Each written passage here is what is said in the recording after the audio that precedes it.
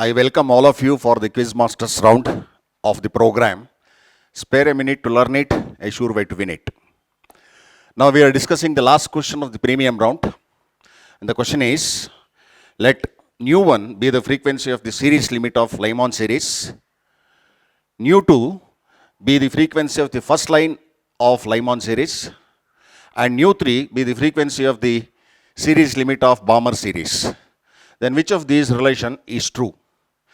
As you already know, the answer is B, but now I'm telling you how the answer is actually B.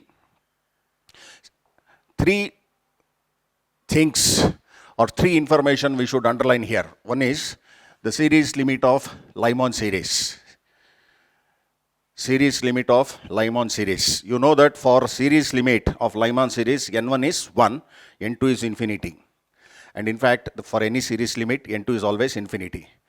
Then we talk about first line of the Lyman series. For the first line of Lyman series, n1 is 1, n2 is 2. And again, it is the series limit of Balmer series. For the series limit of Balmer series, n1 is 2, n2 is infinity. Let's get that information first. So the three different series we are now talking about, and out of which there is first line of the Lyman series. Now, we know that the wavelength of any spectral line is 1 by lambda equals r into 1 by n1 square minus 1 by n2 square. And you also know that nu is equal to c by lambda, and c by lambda being constant, let us call it as k. So nu equals k into 1 by n1 square minus 1 by n2 square, where k is a constant. So now when we take the series limit of Lyman series, we take n1 equals 1 and we take n2 equals infinity. Then we get nu, that is nu1. It is given as nu1 as the frequency for the series limit of Lyman. Nu1 comes out of k, because 1 by 1 square minus 1 by infinity square.